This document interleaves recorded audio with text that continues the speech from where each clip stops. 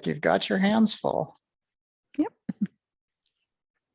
All right. Welcome everyone to the BOE Shield Bot for Arduino workshop. This is day one on March 14th, 2022. That's 3/22. Happy Pi Day. Before I start the introductions, I'd like to make sure that everybody has a copy of the slideshow to work with. So I will chat that to all of you.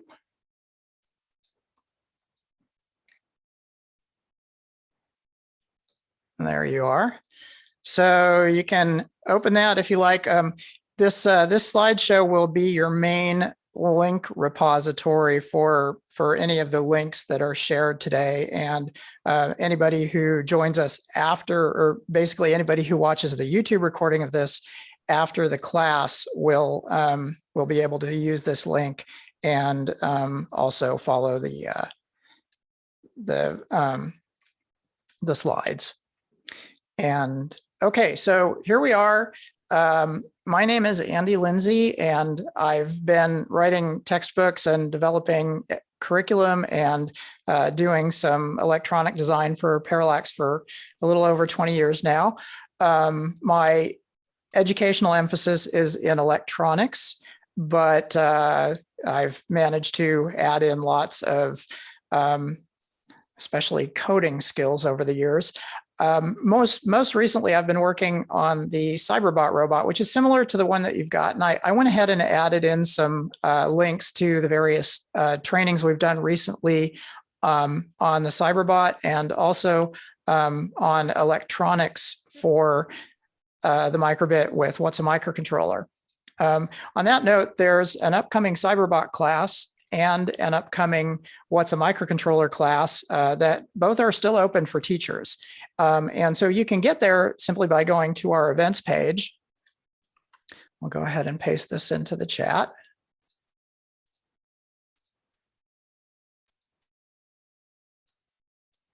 So if any of that looks like it, it might be useful for your classes, please feel free to sign up, and you might get some more hardware from us to work along with one or both of those courses. About what we're covering today, microcontrollers are programmable devices that you would find if you opened up, you would find built into devices you use every day. You may have used several before even eating breakfast. In addition, microcontrollers are used to invent really neat things like the ones shown below. And they're programming them is very similar to programming computers, and it's also a way to learn programming for the first time. It's becoming more and more commonly used for that. A little bit about Parallax. Parallax is a microcontroller designer and manufacturer. We've been around since 1988. We have about 20 employees, nice small business. And Chip Gracie is our chief inventor, and Ken Gracie is company CEO and our main marketing guy. One of the things that Chip invented in the 90s that really turned hobby and educational microcontroller electronics lessons around is the basic stamp 2. That's what basically took the entire world from having to have a certain amount of education in electronics and programming microcontrollers to getting started for the first time with a microcontroller without any major hurdles to get past. And it's called the basic stamp 2. And it's still in use today. This is the Bobot robot, incidentally. Because the Bobot became, and the basic stamp 2 became so popular, well, several other microcontrollers followed in its footsteps to continue the legacy of getting started with programming and electronics with microcontrollers. And so we started using those microcontrollers also in robots that are very similar to the Bobot robot, which is right here. So the Arduino BOE Shield bot is the one we'll be working with this week. There is also the Parallax Multicore Propeller Activity Bot and the,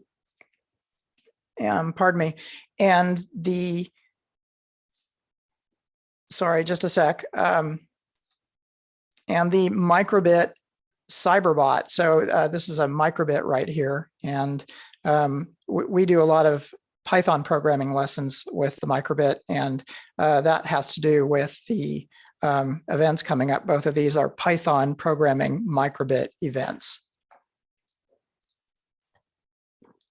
So a little bit about what students can do with the BOE Shield bot in their lessons. The first thing is that you've already done some programming lessons, and I'll talk a little bit more about that in a few slides. The first thing they learn is navigation. So that's taking the general programming lessons and applying them to make the robot go different directions and speeds. And we'll be doing navigation with the BOE Shield bot on Wednesday. Today we'll be getting the BOE Shield bot ready to build. So once it's built and students have gone through navigation, oh no, I forgot to, I'm sorry about that, Stephanie and Ari, I apparently forgot to update the links. So we're going to see a few advertisements. So this is the contact sensor version of robot navigation. And the important thing is that with this, we have a contact sensor, which is similar to a push button. Other student activities that are done include light following.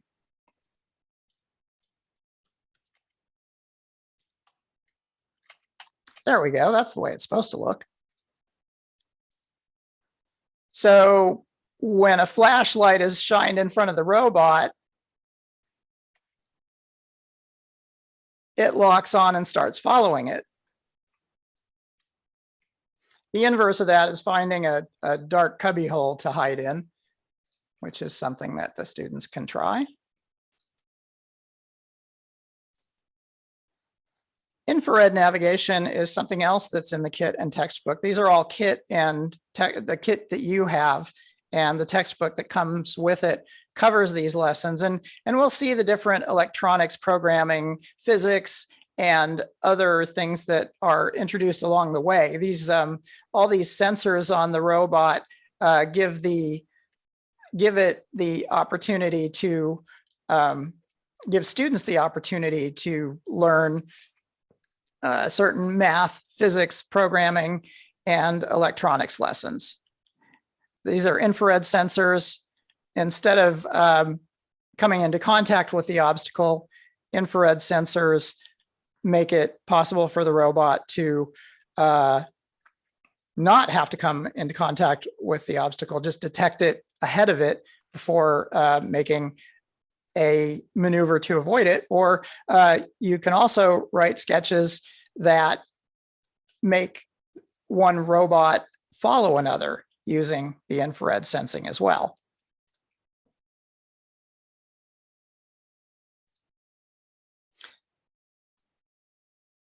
Some examples that are in addition to that include TV remote control.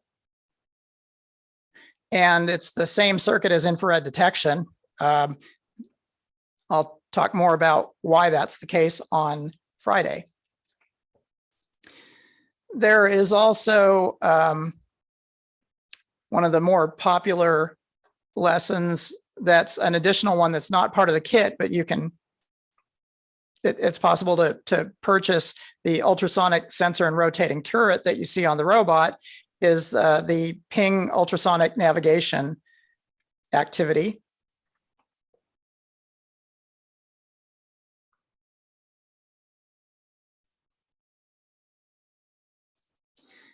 And color detection is another popular one for use with the Arduino. Sorry about the advertisement.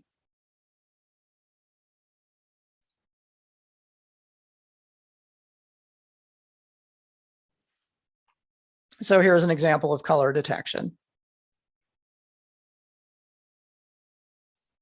I'll show you where to find these a little bit later. First off, I'd like to talk about what we're going to do this week. The first was introductions, which are done, and now we're talking about the rest of it.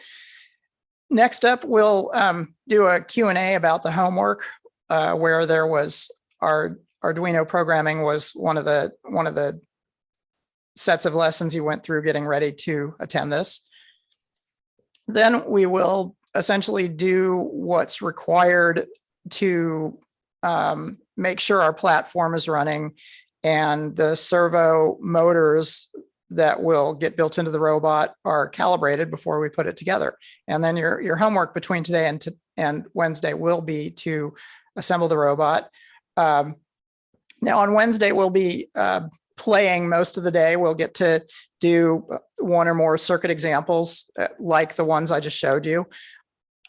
And in fact, you'll get to pick and choose between them, between several of them for homework between Wednesday and Friday. On Friday, we'll be talking, Monday is also going to focus, today is also going to focus on student resources. Friday, we'll play a little bit more with the robot, and we'll also focus on teacher resources, curriculum, questions, exercises, projects, standards alignment, those kind of things. Another thing about today is that I'll be talking about things that you and the students will be using together, the software, the hardware. And one of the most important things that, as far as learning outcomes from this workshop, is going to be that you are confident with using the tools and the hardware in your classroom. So make sure to ask lots of questions as we go. Always feel free to unmute yourself. Another thing is I may show you something on the camera and then forget to go back to the slideshow. If anybody notices that I'm doing that, please unmute yourself and let me know. All right, so a little bit more about today. We're going to repeat connecting the, we're gonna connect the BOE shield to the Arduino, and then we'll connect the servos to the Arduino through the BOE shield. We'll run we'll write some programs that will go with circuits that we'll add to the BOE shield, and then also center the servos, and then at that point, we'll be ready to go ahead and assemble the robot. I included some helpful links on this slide. Let's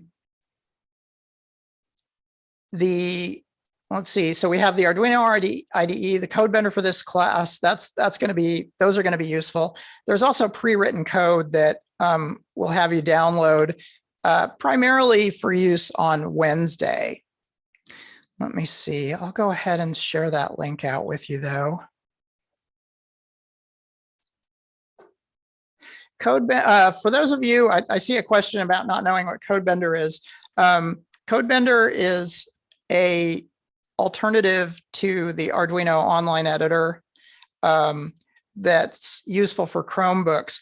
We're actually considering just switching over to the Arduino online editor, and that's going to be a topic of some discussion hopefully today. I'd like to get input from all of you on, especially those of you who use CodeBender. If you get a chance to try the Arduino IDE, the online IDE, is that sufficient for Chromebook support?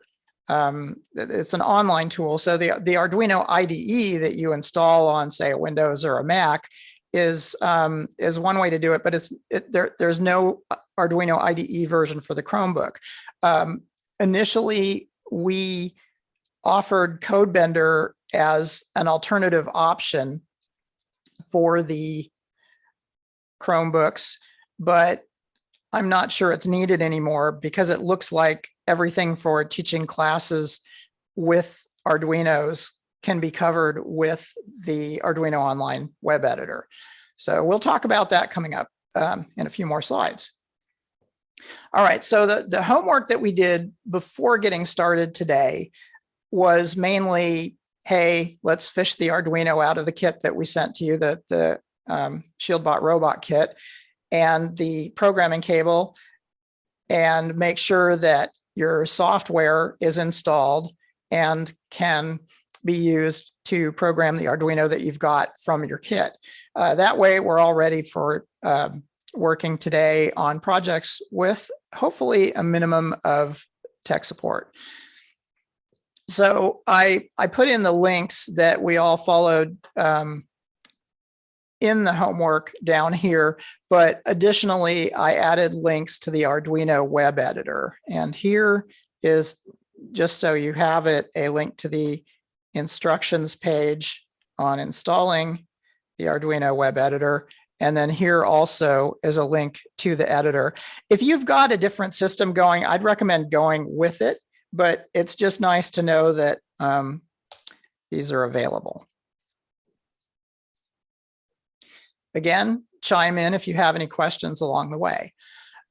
So as far as coding homework, writing sketches for the Arduino, this is the list of activities that you focused on in the homework before this workshop started today. Thanks everybody for going through that and for your questions as you go. The textbook, although you have a printed textbook, if somebody's following along on YouTube later, I included a link to the PDF download of the textbook. That's also nice for students and or teachers who prefer to work on things side by side, where you might have the textbook on the left and the Arduino IDE or CodeBender or the Arduino web editor on your right. And so you might actually be doing something like this, where this is the Arduino web editor, by the way. And I just tried a little Windows trick that doesn't work on a Mac.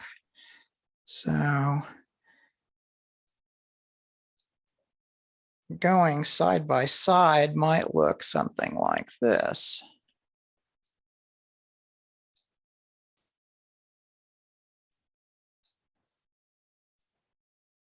So you might have the textbook on one side and be, for example, looking at a sketch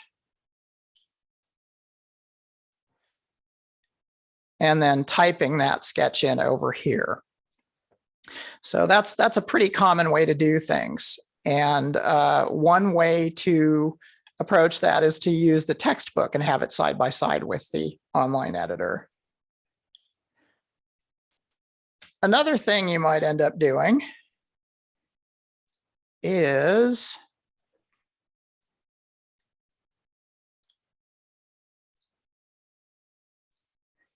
using the web version of the textbook. So you've got the printed, that was the PDF. This is the cover page of the web version of the textbook.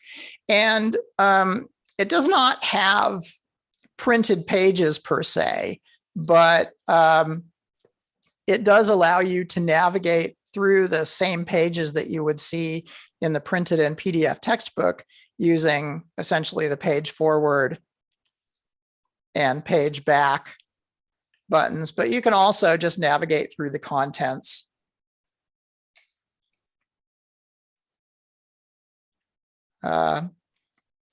Like so.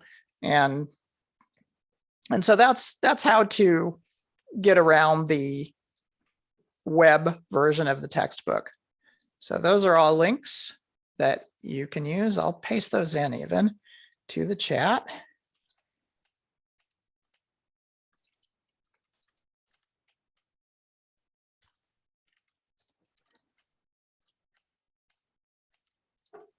Okay, so there's the PDF textbook.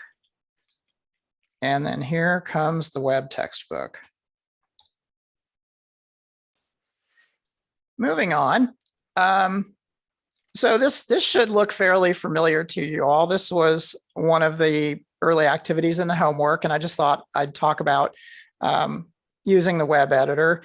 The little check mark button is for verifying that your code compiles in the Arduino IDE or whichever Arduino editor you're using. Run is what uploads a compiled sketch to your Arduino. The serial monitor opens a little window or pane for communications. And then there's some status and messages down below usually. In CodeBender, it looks a little bit different. All the same features are there. And CodeBender, by the way, is specifically something that we make available for use with classes that have Chromebooks. So if any of you have a Chromebook-based class, you can request a CodeBender license from us. And I'm sorry, if you have a BOE ShieldBot class that uses the Arduino and your students have Chromebooks, yes, we can go ahead and share a license with you that you can then in turn share with your class. Any questions so far? Ari and Stephanie have been paying attention to the chats. And okay, so guys, give me a shout out if you have any questions or if you see any questions that I should address. I have a quick question. Sure. On the slide before this, with the Arduino software. This one? This one, yes, thank you. I had tried to download this and I was able to pull up the Arduino IDE, where we can actually load in the code, but it doesn't have the second window there associated with it. It says, okay, so that's to get this second window. What you need to do is click the little magnifying glass in the upper right. Okay. That's the serial monitor button to open it. Okay, yes. So when I did that, it said board at null is not available. So I haven't plugged in the Arduino board yet. I assume that would be the. Yes. Yeah. So essentially before this window will open, let's see, Arduino IDE, here we go. So before that window will open, you'll need to, it looks pretty small on this screen. Sorry about that. So you have to be connected to the Arduino, which is basically tools, and then select your board, which is going to be AVR boards, Arduino Uno.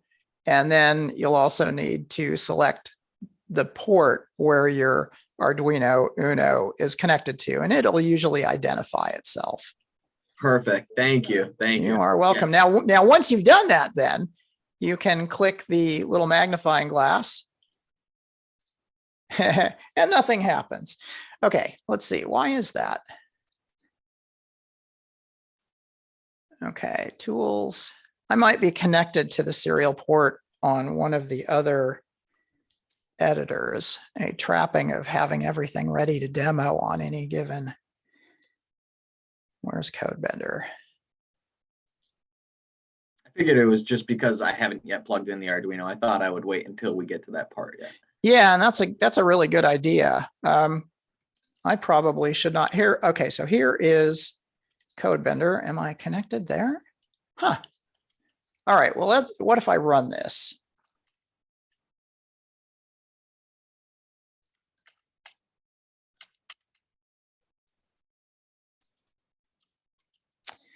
Yeah, maybe it appeared off screen somewhere.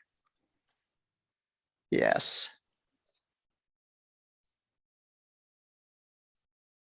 Okay, there we go. So now if I close this and reopen it, there we go. And it runs a sketch that says hello. Perfect. Awesome. Thank you. Okay. Yeah, thanks for the question. Have we got any more? Again, unmute yourself at any point and say, hey, Andy, I have a question, and yes, I'll do my best. In the Yes. web editor, where is the magnifying glass? The whelp editor? Web editor. Oh, I'm sorry, the web editor. Okay. Okay, in the web editor, it is right here along the left. Okay. Monitor. Okay. And then in CodeBender,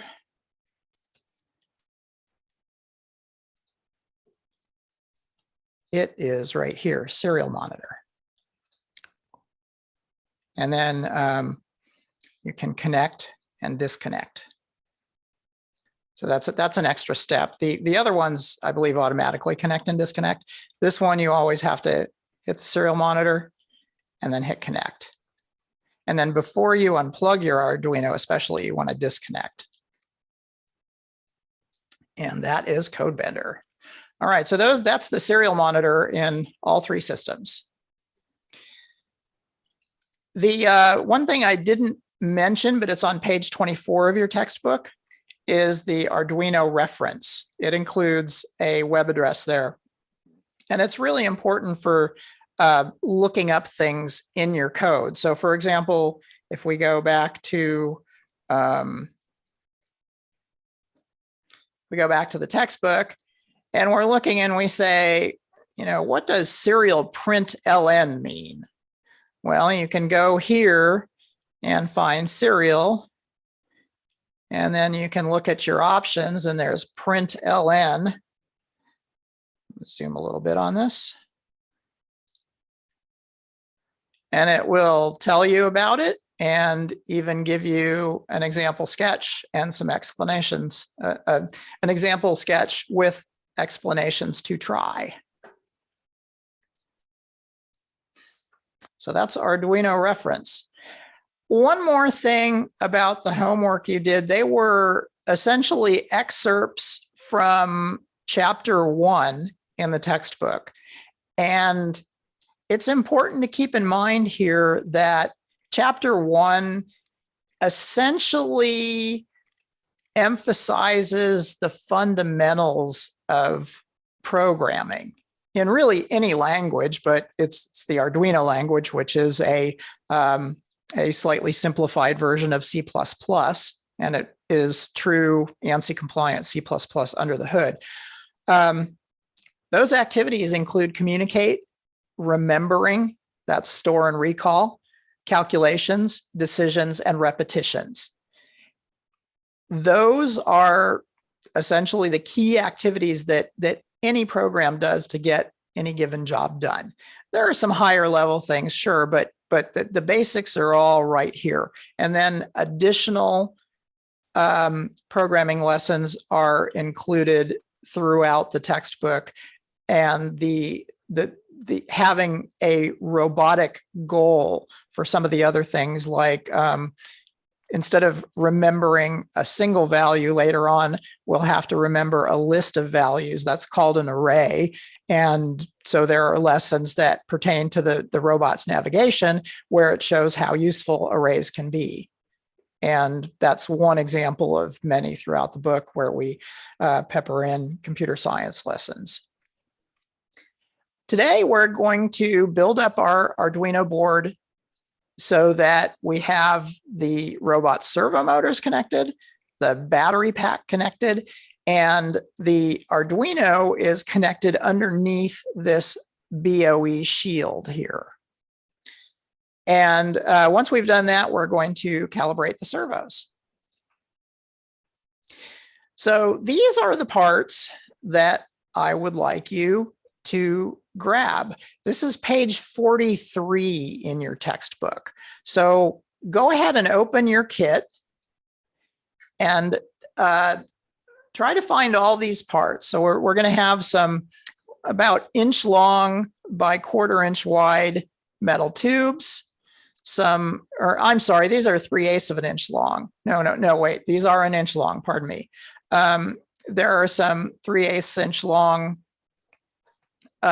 screws, and then several quarter-inch screws, some nylon nuts and some nylon spacers. And I'm going to go ahead and take some time to get those myself.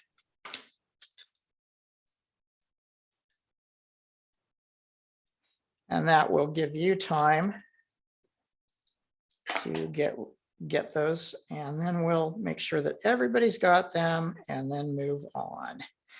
If I move on a little bit too quickly for you, there are two options. One is to give me a shout out and say, hey, Andy, can you go back to the previous slide? Or another one is to essentially make a note that we're on page 43 in the textbook. So you can have your textbook open to that page. And so you'll be able to see the parts list and grab the parts.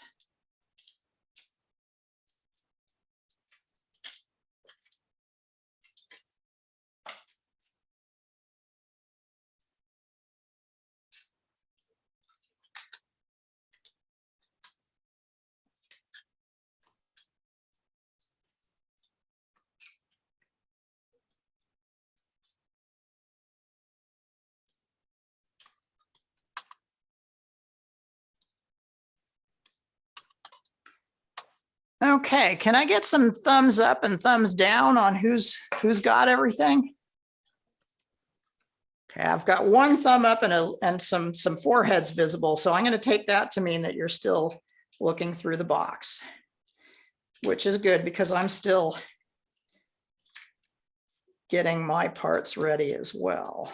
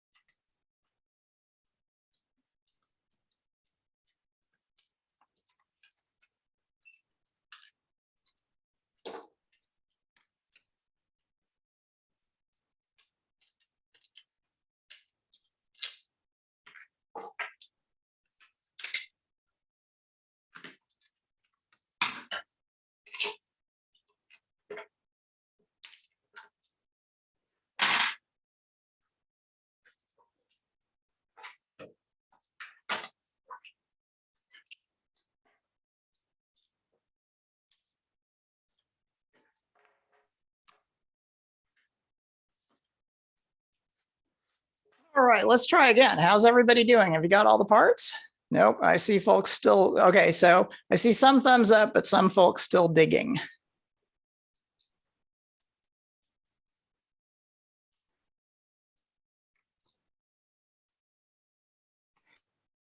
And thank you especially to those of you who clicked the thumbs up buttons. That really helps when your video muted.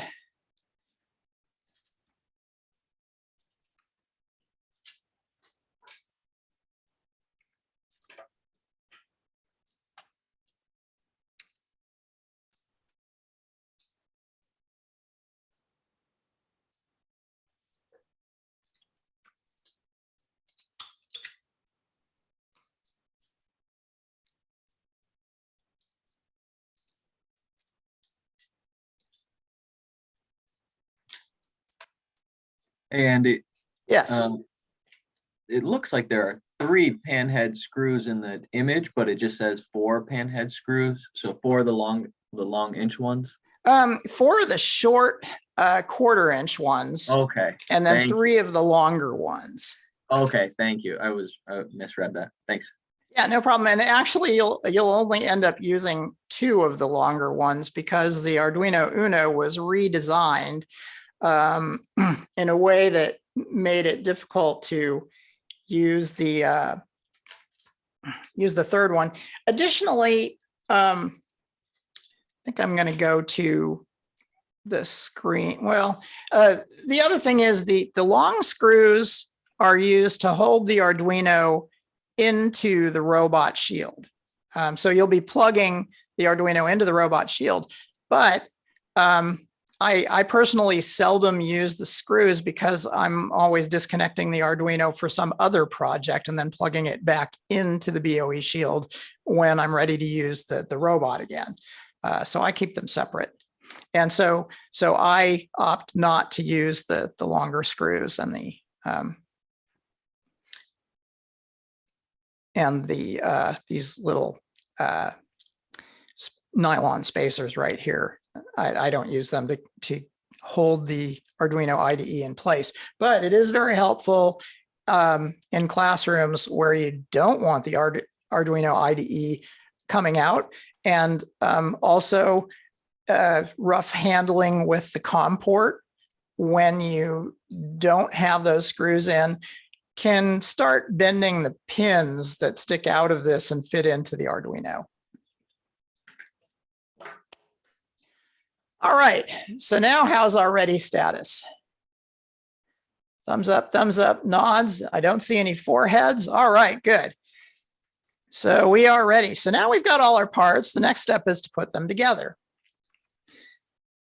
This, again, is optional. And I really think for today and for your personal robot, we can probably not worry about putting these screws in. So actually, in the interest of time, I would like to skip this step of using the, sorry about making you get all those long screws. Please feel free to do this after the course to unplug the, no, let's see. Yeah, that'll work. I'll talk a little bit about how to disconnect the board from the robot later and put these screws in to hold the Arduino to it. So again, skip the long screws and the nylon spacers. Sorry for making you search for those. What we're going to do is just take the Arduino and carefully line it up with the pins. Here's a side view where it shows that this is looking at the side with the push button and the switch that are built into the BOE shield. And then the Arduino is lined up as you see here with its power jack pointing to the left. So if you look at that side view, note how the pins all line up, but there are a couple of blank sockets over here on the left side. And you also want to make sure that no pins are trying to skip down into that space. And so I think I'll show that by stopping the screen share, and hopefully somebody will remind me to reshare that. So I'm going to show you how to make that connection right in front of the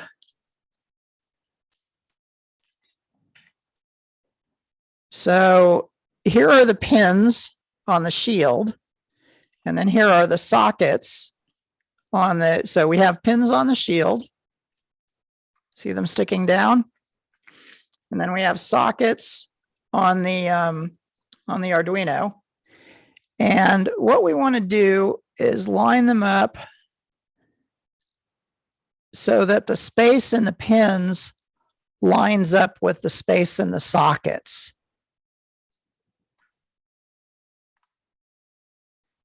And then make sure that all the pins are going into the correct are correctly aligned with sockets. Here, I couldn't really hold it in front of you while getting that alignment just so. But the next step will be just to kind of get all the pins started into the sockets. So now I have not pressed hard, but I have all the pins started into the sockets. And again, I'm using that little space between the pins and the space between the sockets on the side with the push button and the 3-position switch as my guide. So that's the main thing, is you want to make sure to get those guys lined up, and then also get everybody on the other side lined up as well. And on that side, there are some, basically on this side where my finger is, you're going to have 2 empty sockets on both sides. So this side, there should be 2 empty sockets. That side, there should be 2 empty sockets. Now, once you've got all that verified, once you've got your pins started and you know you've got them in the right spot, then go ahead and press together firmly, like so.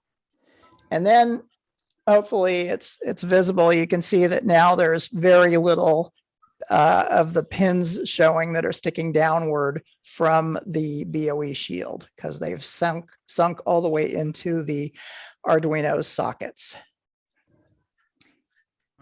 Andy, you need to pull back just a little bit so the focus is Oh, so intact. sorry.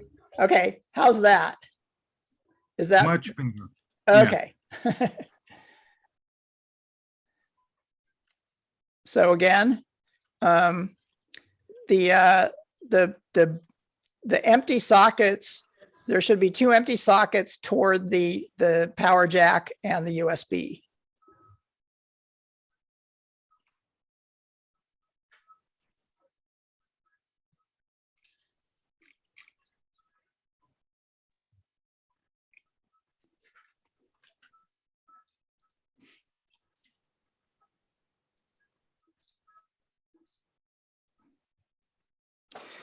And here on the slide is also a close-up of that. And again, skip the nylon nuts, skip the nylon spacers, nylon nuts, and long screws. We're just going to push the Arduino into the socket. Once you're done with that, we also want to go ahead and add the small screws and long spacers. Stop the share again. Okay, so each spacer will go underneath. There are holes on each corner of the BOE shield, and you'll put a spacer underneath, and then one of the short screws goes through to hold it on. And by the way, there's a screwdriver in your robot box.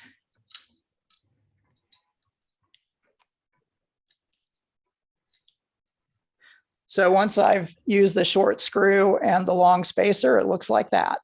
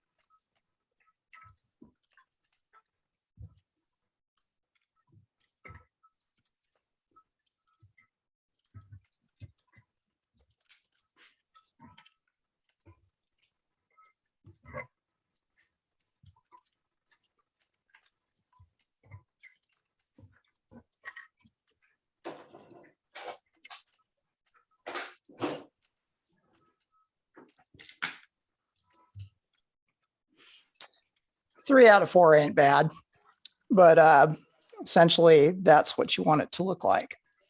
It's like a little table for your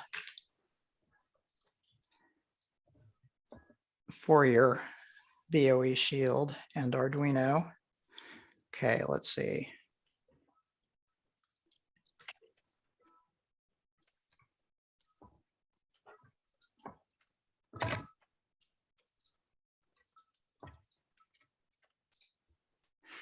And when you're done, let's have it look like this.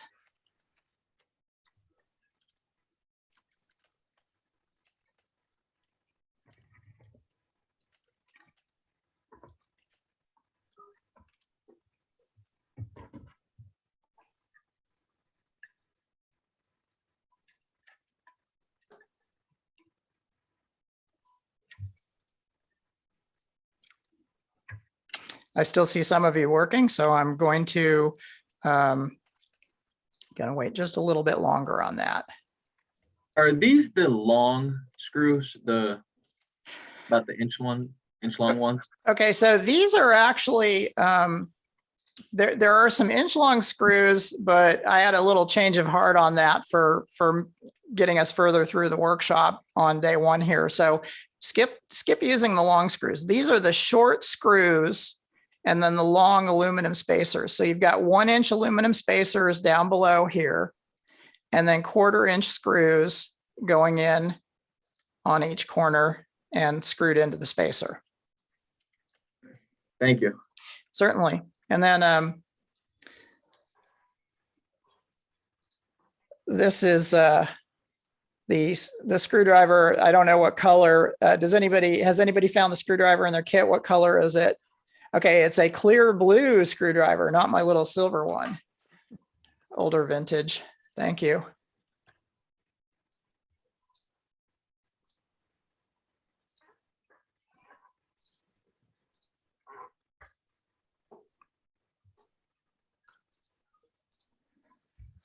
Now, next up, we're also going to want to connect our batteries and battery pack to the Arduino. Although it shows the USB disconnected in the picture, you can go ahead and leave the USB connected. Now, let's do that. And then I'm going to focus on the servos, because the servos, we want to make sure that we don't connect them backwards or upside down or anything like that. So hold off on the servos.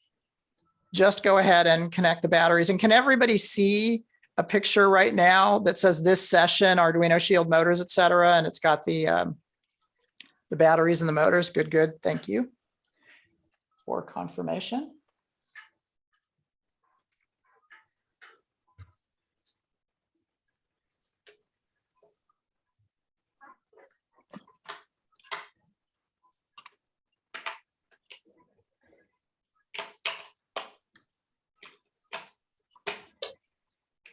So that's 5 fresh alkaline batteries into the battery pack, and then battery pack plugged into the Arduino.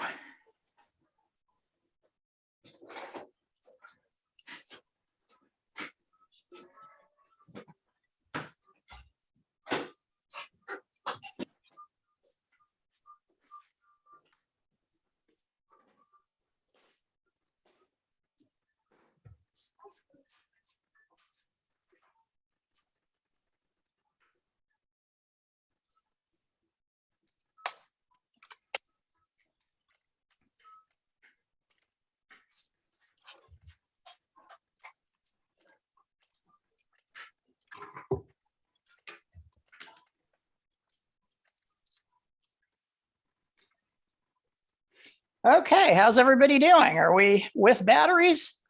Lots of thumbs up, head nods, good, good.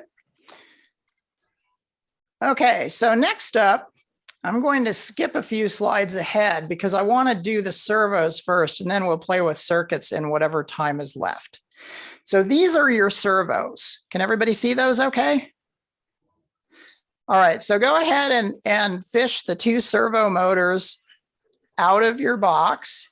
These are going to be, these are called continuous rotation servos. They are normal standard hobby servos are used to actually position hobby boat rudders, radio controlled boat rudders, and radio controlled airplane flaps, ailerons, etc. They hold position. So that's a standard servo. A continuous rotation servo is a modified standard servo that essentially, when you send it signals that are similar to what the radio control receiver sends it, they turn continuously instead of going to a position and holding that position. So again, standard servos, they hold positions. Continuous rotation servos go various different speeds and directions, depending on the same kind of signals that a standard servo would receive. Everybody got your servos? Great. All right, so the next thing we're going to do is we're going to plug the ribbon cable that's coming out of this. Oh, I'm sorry. Let me see. You guys just got your boards. So there's a little jumper tab that's between the two pairs of servo ports in the upper right corner of your board. That little jumper tab should already be over 5 volts. So the main thing is don't do anything to that jumper tab, but I wanted you to know that it's there. But you want to have it always set to 5 volts. That'll give the servos a 5 volt supply through their ribbon cable. Another thing is for this, we want to have the 3-position switch that's on your board. It's right down at the bottom in this picture. You want to have that 3-position switch set to position 0. Your options are 0, 1, and 2. All right. Next up, we're going to plug in the servos, and the order of the ribbon cables is ribbon cable colors is very important. So you want the white wires closest to the numbers 13 and 12. And then the black wires are going to be closer to the breadboard. So basically the white wires will be by 13 and 12 up at the top of the board here. And then the black wires will be down here closer to the breadboard, red obviously in the middle.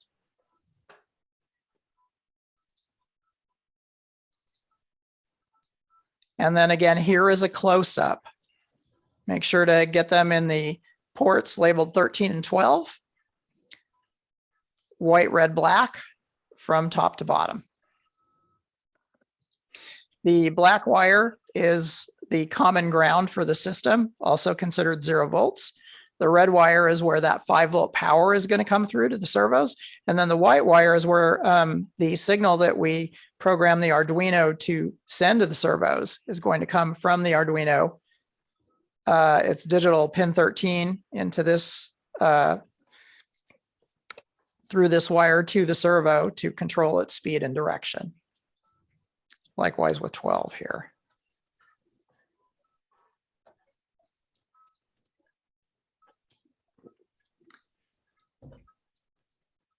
Okay, everybody, how are we doing? Anybody need more time? Give me a wave or a thumbs down or something. Okay, great. So next up, we're going to write this script. No, we're not. Actually, I'm going to save us some time by sharing the script with you in a pared down form. So what's in the slide here is the script exactly as it's shown in the textbook, in the web book, in the PDF. That's what it looks like. But what I did was I took just this little part right here, starting with servo left. I might have kept, starting with pound include servo.h. So that, and then this area right here is the actual functional code. The rest is just comments explaining what the program is and what each line does. And comments can either be multi-line in between /* and // or everything to the right of a // is also a comment. And let's see here, chat, everyone. So here comes your code. So what you can do is copy and paste the code from the chat into the Arduino IDE.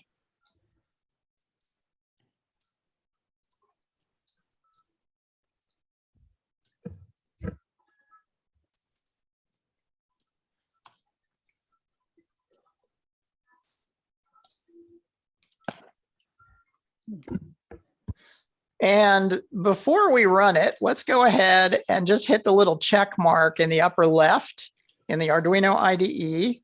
Now in the code bender, if you're using code bender, there's also a check mark in the upper left that you can use to make sure the code's okay. And then in the Arduino online editor,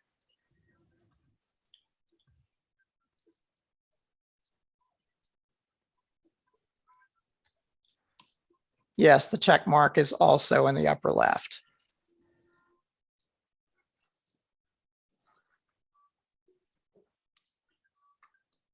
And you'll get some sort of green color, and it'll tell you typically how much memory it's using. So let me know, have you all got that pasted in, and did it compile? Okay, I saw at least one head shake. Mine says error. Okay, so one question is, do you have the whole thing? Did it start with #include servo.h? And did it end with, oh goodness, did I not paste in a no, I did paste in a closing parentheses.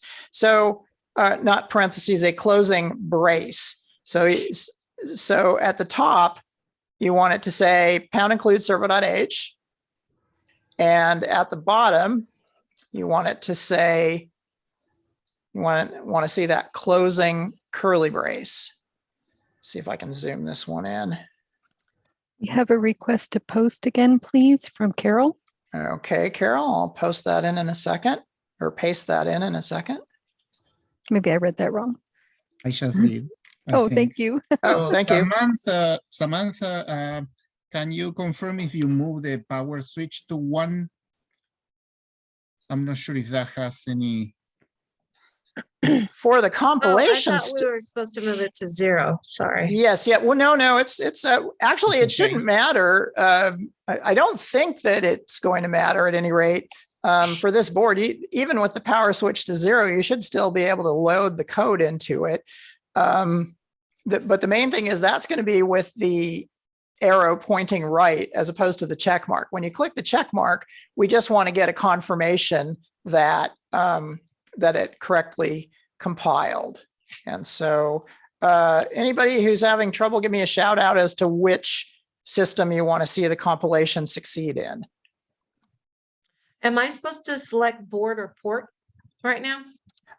So that was done during the homework, I think, but let's see here. If you don't have board or port selected, which tool are you using to program the Arduino? I'm on Arduino Editor.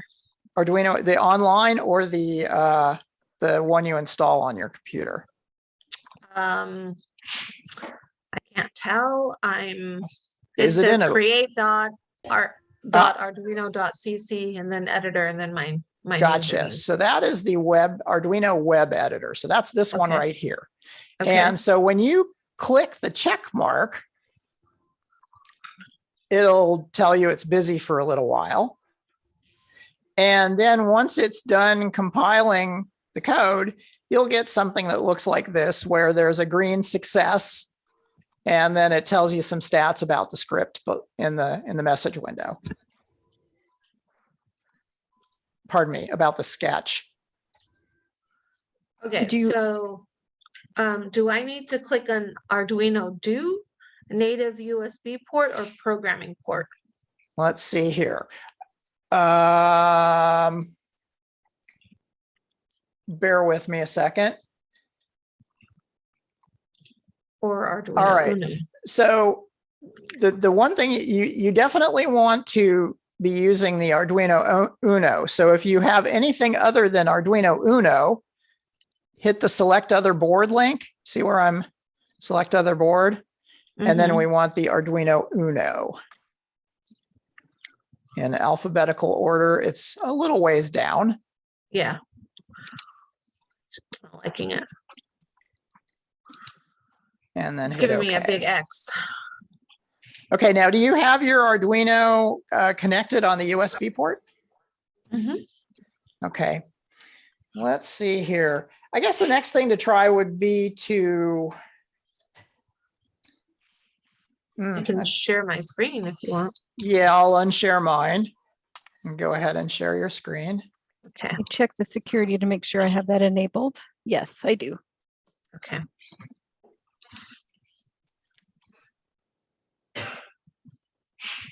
See that X right there? Oh boy. Okay, try unplugging your Arduino. Are you using the Arduino that came in the kit that Parallax sent? Yeah. Okay, Yes. good. So we know it's an Uno. Great. Now, do you have more than one USB port? Oh, wait. Yeah. Let's first let's see here. Hit the little click Arduino Uno, and then do the select other board thing. Now, there should be a port list along your right. It's not recognizing that there's anything plugged into the USB. So I would unplug it from the USB and plug it in again. So Yeah, I and you have could my try. mouse in. Do I need to take it out? Oh, yeah, well, I don't know if you need to take it out. Do you have more than one USB port on your computer? Yeah, I have two. The mouse is in there and then the parallax thing is in there, but. Okay, so I so can the take off first the thing to do mouse. would be to try unplugging and replugging firmly on both ends of the USB cable where it is already plugged in.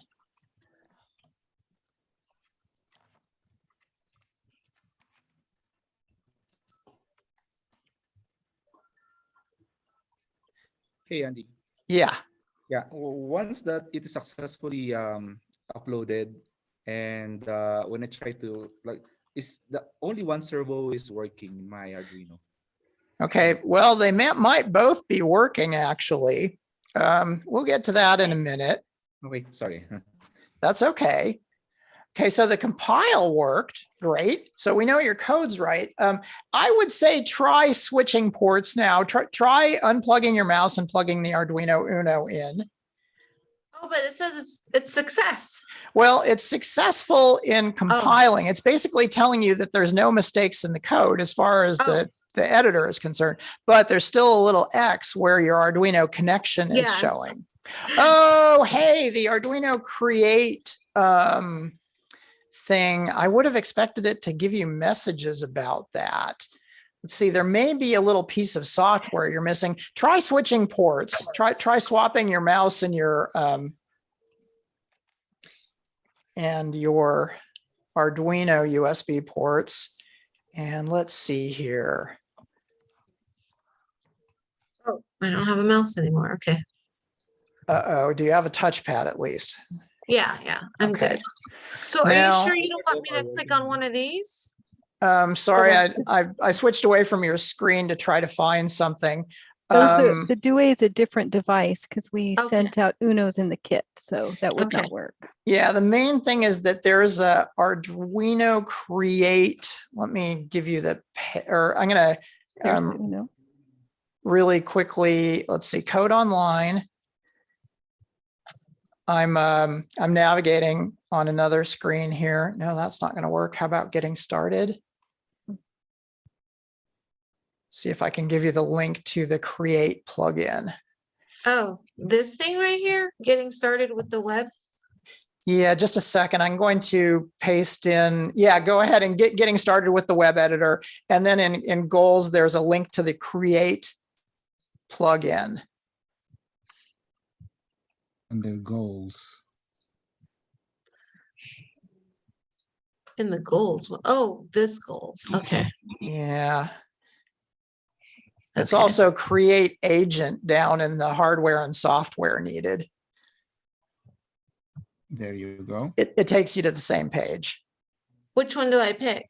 Either one. The destination is the same. Okay. Did you unshare your screen? I'll stop. No, I'm you don't seeing need to Oh. stop yet. Okay. And this is, I think, what Benjamin was saying. This is usually when we have to install the software, all the right drivers, we need all the right permissions. And this happens usually at the beginning. Once the drivers are installed, it tends to go smoothly. And Benjamin was talking about that. Yeah, I would repeat that. Like, this is not an end all sort of challenge, but until you figure out how to make sure that it's recognized as a USB port. And I know depending on operating systems, depending on browsers, I'm not sure what browser you're using. I didn't even notice, but Chrome. So Okay, Chrome Chrome is should the work. one. Yeah. And it may be that you restart the computer, but not have your mouse plugged in, and see if it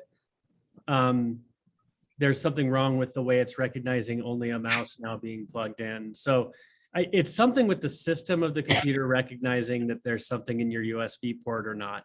Because once that's there, it'll say, oh, you're connected to your Uno. Let's use that, and you'll be fine. Oh, I also had my security key in there too. Maybe that's a problem. That could be. Okay, so it says we are not able to detect the installed agent. Maybe I'm doing it wrong. Huh? It's okay. Let's not spend any more time on this. It's okay.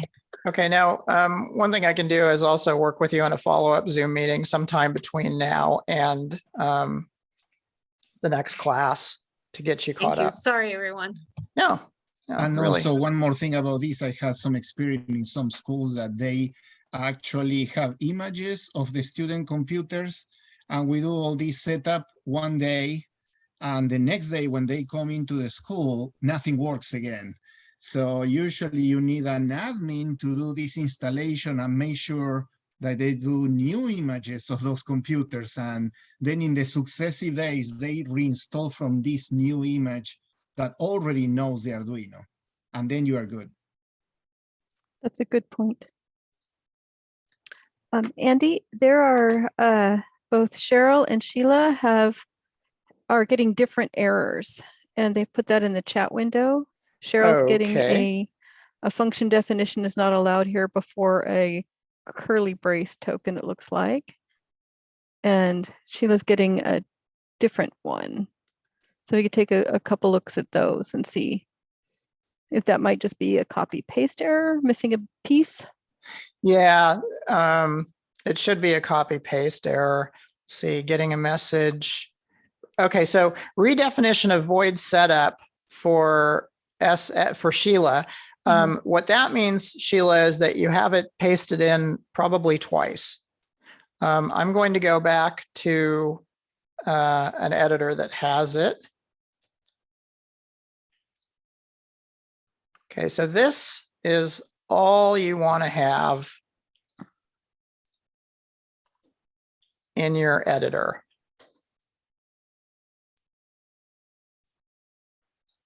The most common cause for that particular error is that you have something like this.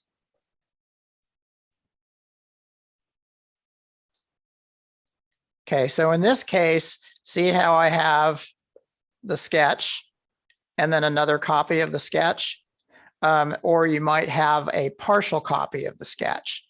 So going to go back to what we want. So this is the way your, oopsie.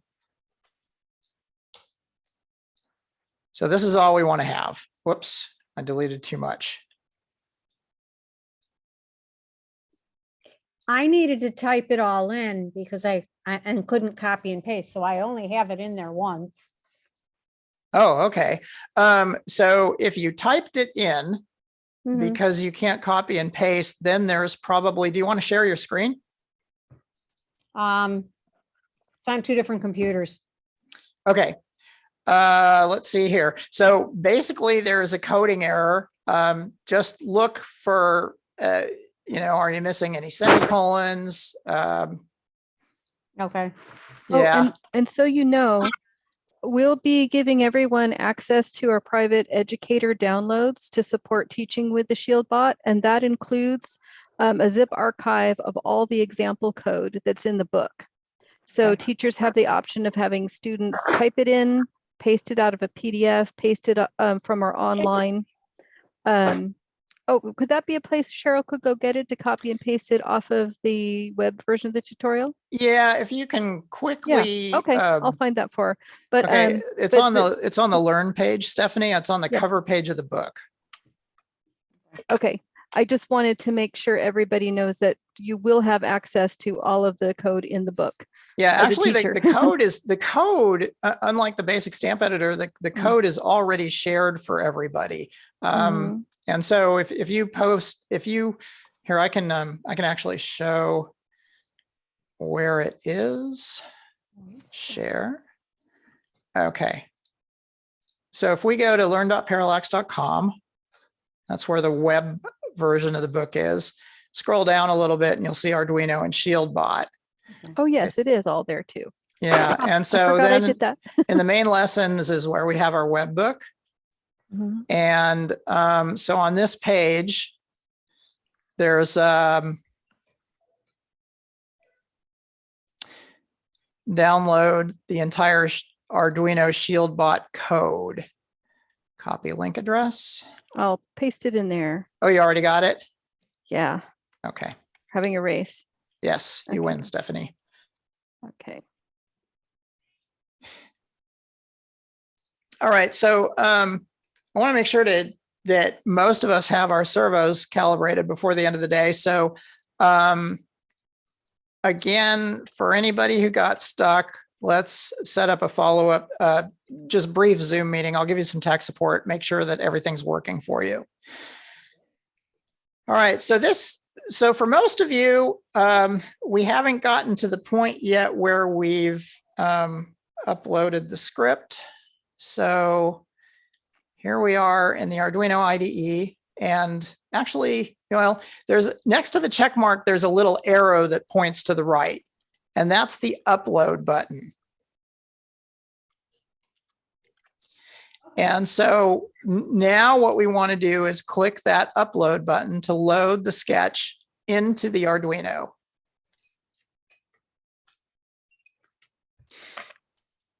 And we want to make sure that that it says done uploading in the little band between the sketch and the status messages. It should say done uploading.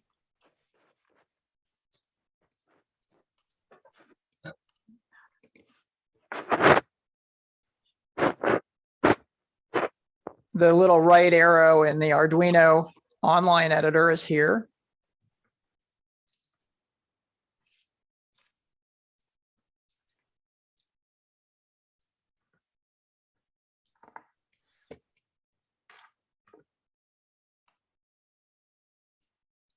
And it'll say saved and done uploading. And then in CodeBender,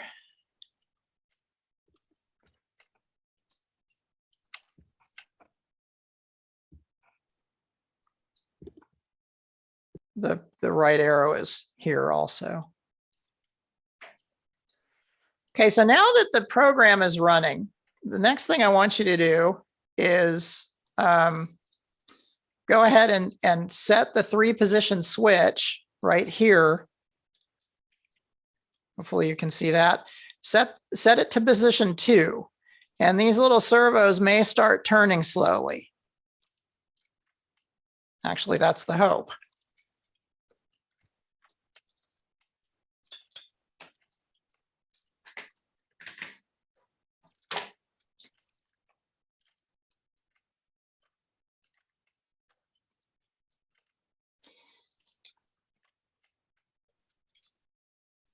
Or rather, that's the most common thing that you'll see, is that the servo, those little crisscross shapes on top of the servos should start turning kind of gradually. Need to catch up with you all here with my board and circuit.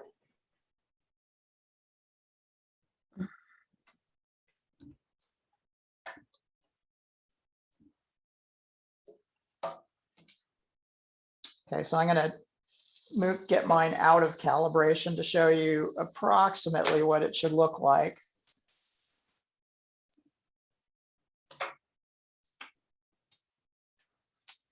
It seems like several people expected that both the servos should turn as soon as you run the code.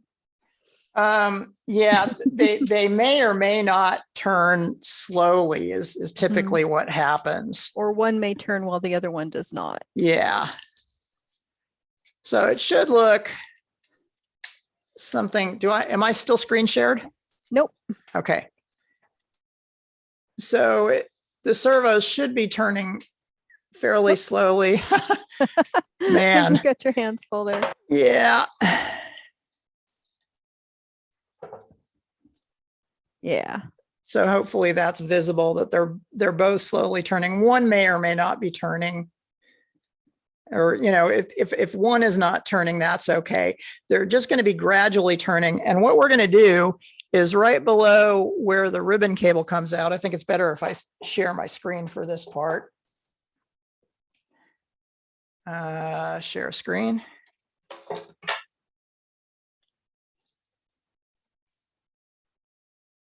Okay. Right above the ribbon cable, there's a small hole. And what you're going to do is take the Phillips end of your screwdriver and insert it into that small hole. And if you gradually twist it one direction, that servo horn should turn faster. And if you gradually twist it in the other, it'll slow down and then maybe speed up again. And what you'd want to do is turn it back and forth, searching for the point where it makes it completely stay still.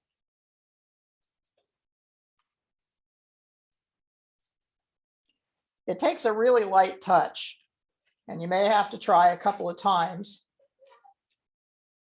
before it stays still.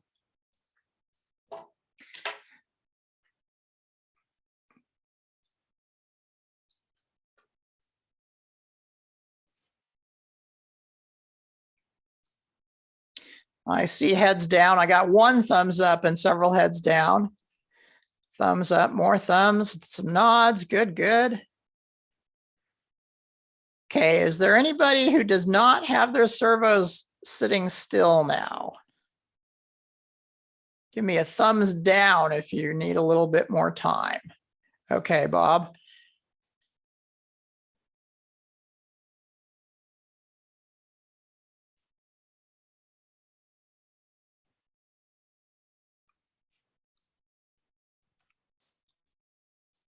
Andy, this is Bob. Yes. I started off on a Mac and I switched over to a PC. I had better results on the PC, so I won't waste your time here, but I think I'll be able to get this once I put all of my concentration on the PC. Okay. So if I have a problem, I'll send you an email, but it's a miracle these servos are turning. Okay, so both the servos are turning. So all you need to do is just insert that screwdriver into the hole and search for the position of the screw head. It's a device called a potentiometer that will make each servo stop. So that's all we need to do. I'm glad you've got them turning. And the only thing is, before you put your robot together, you want to have that screwdriver adjustment so that both the servos stay still in response to this sketch. Yes, I've got that. Thank you. Awesome. I will make a note. We have questions in chat as well. Thank you. I'm on my way. Chat. Let's see Both here. Sheila and Jessica both have, I think. Yep. Okay, so how are you doing now, Sheila? 1 Okay. second and then stops from Jessica. That's very interesting. Dead batteries, maybe? Go ahead, Sheila. I'm okay.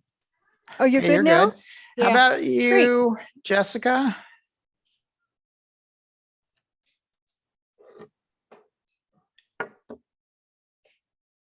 Oh, Jessica, are your batteries connected?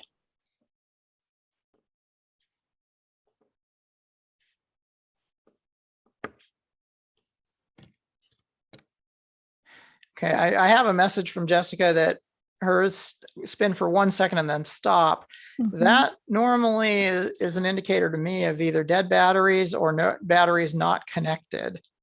Oh, that it's trying to run the batteries off the USB port? Exactly, which then the Mhm. USB port either stops or just doesn't deliver enough current. Mm-hmm. It could be also that the batteries were put in the wrong orientation. Yeah, that's true. Like if they're not I've done that, put in 1 or 2 backwards or all of them backwards even. Yeah, I've done 'cause every permutation over the years. the flat end of each battery needs to be up against the spring, and the part with the knob on the end needs to be up against the just the terminal contact. Mhm. I had students who didn't know batteries went in certain ways into the holders. Yes, I Wow, believe that's addressed in the book that we talk Mhm. about. We actually have a picture of so see in this picture, how's there's a plus and minus visible on each battery. So that's something we do and point out. And it's really good to point it out in class because, yeah, there will be students that aren't familiar with battery directions. Like, oh, there's a certain way you put these in. Yeah, which is surprising to me because if their game controllers don't work, it's practically the end of the world. So surely they must have picked it up then. Anyway, let's see. So next up, I'd like to do a test to make sure now that your servos are centered, that's what we call it, that a script that makes them turn opposite directions and then stay still will work. So this is going to make the servos turn rapidly clockwise, then rapidly counterclockwise, then stop. It's going to do each of those maneuvers for 3 seconds. And when I find my chat again, I'm going to paste it in. Oh, chat, where did you go?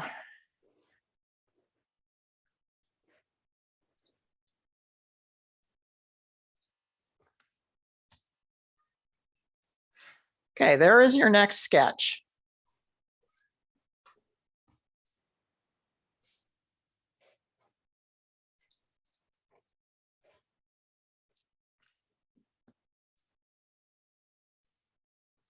For anybody who needs to hand type it, the sketch is on page 70 in the textbook.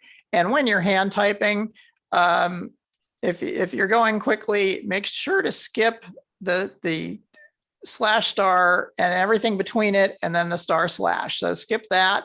And then all these guys on the right to the double slash include servo library not needed, double slash declare left servo signal not needed, just to get it to run if you're hand typing it right now. And another thing to do would be to try to get it unzip the downloaded zip that Stephanie chatted you, and you can open this sketch. It's called servo run 3 times. So if the copy paste isn't working for you right now, those are some ways to get your sketch either loaded from the pre-written examples or more quickly typed in. Andy, could you put your cursor where things begin and where things end? This is the first executable line of the sketch. Well, it's technically a compiler directive, but this is the first thing the sketch needs is pound include servo.h. And then this area right here, the last thing it needs is this closing curly brace. So there's void loop, open close parentheses, open curly brace, closing curly brace. So this is the part of the sketch that's not comments that will actually be run. Thank you. You are welcome. Yeah, all the rest you don't need to type in order to get it running. There's also a fair amount of copying and pasting you can do. Once you get servo left.write microseconds, servo right.write microseconds, and delay in once, you can shade that, copy, and then paste twice down below it. And then all you have to do is update the 1300 to 1700 and then to 1500 down here.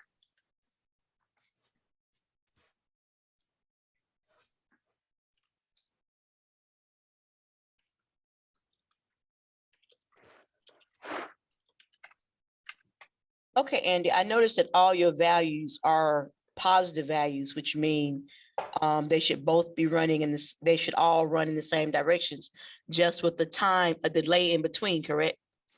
Yeah, they should both be running the same directions. all the values are positive, but they're positive referenced to, they're referenced to 1500. So 1500 is the stay still value. When you've got 1300s in there, it's going to turn at full speed clockwise. When you've got 1700s in there, it's going to turn at full speed counterclockwise. 1700 is above the stay still signal of 1500. 1300 is below the stay still signal of 1500. And so that's why 1300 causes it to turn one direction, 1700 causes it to turn the opposite direction, and 1500 makes it stay still. Thank you. Certainly. Good question. Thank you.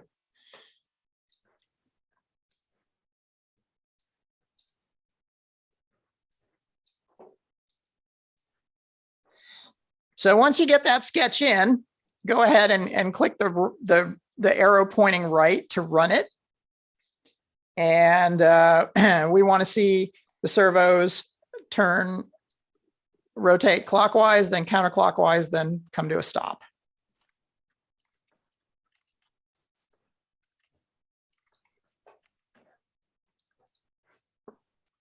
Make sure that your 3-position switch is still in position 2.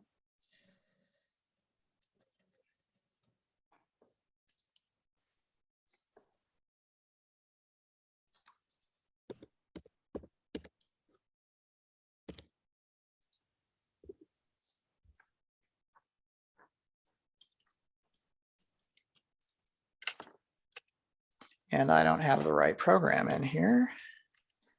Let's see.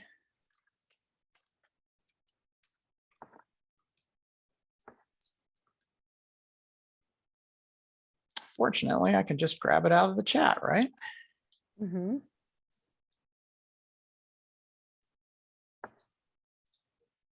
Right click, copy. Select all, paste, now run.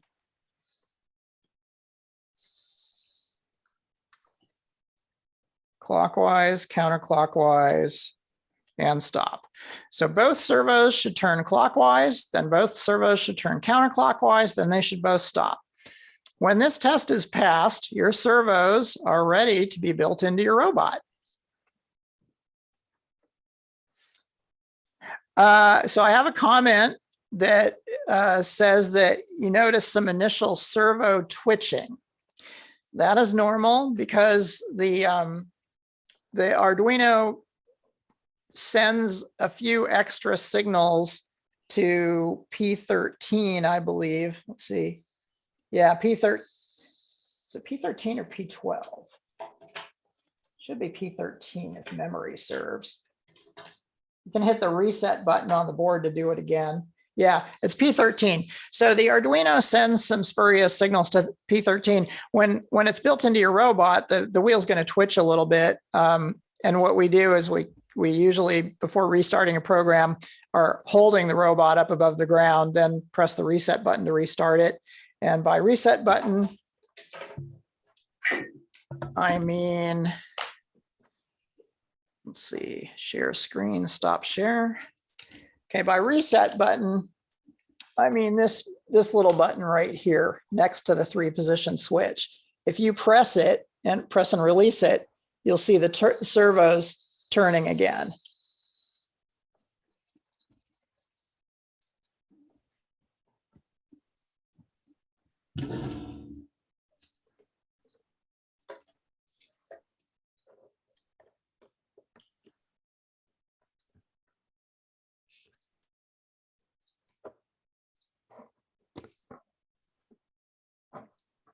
Okay, so how are we doing? Have we all got, or how many of us, can I get some thumbs up and nods? Okay, I'm seeing a fair number of thumbs up and nods.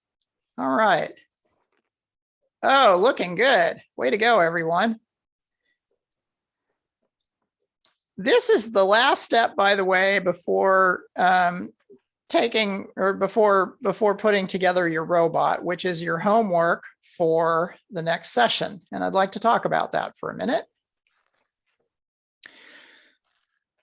So this is the start of the chapter for building your BOE ShieldBot. And it's going to look like what's in the picture, except that we're not going to have the whiskers on there yet. So all the circuit stuff is not going to be on there.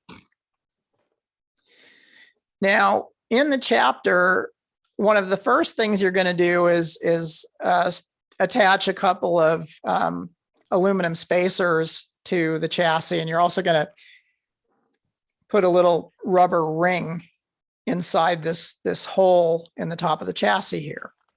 So the way these instructions work are that it's going to show the parts on the left or on the top in some cases, either the left or the top. It'll also list those parts with their measurements. So it'll say panhead screws 1/4 inch, and then rubber grommet, and then 1 inch standoffs. So that way you can check the aluminum standoffs, make sure they're about 1 inch long. And it's going to show you to grab 2 screws, 2 standoffs, and then the instructions with check marks below the picture talk about the action items. And it's going to describe, okay, if you orient the chassis like so, then you'll want to have the standoffs on this side just above the, you can see a kind of a hole in the square hole in the side of the chassis. And so you want the first set of standoffs to be attached up here, and then the rubber grommet. And then it continues through various instructions. And like, here's another example a little bit later on putting the battery pack in with, and then attaching the battery pack to the chassis with nylon screws. And again, when you're done, with the exception of the circuit up top here, it's going to look similar to this. It's going to have some instructions to be careful about your left and right servos, but we can also get that sorted out during the next workshop. So again, that's your homework. I'll go ahead and send you an email. I'll also email you a link to the pre-written code examples so that we can all start just opening code examples from the folder and load with the Arduino IDE or the Arduino editor, depending. And let's see, there was one other item I wanted to do. No, maybe not. Okay, so I'll send an email with the specifics, but basically it's going to be chapter 3 in the printed textbook, pages 77 through 85 and 90 through 92. And I want to say that 90 through 92 is probably putting your piezo speaker on and making sure it beeps for you.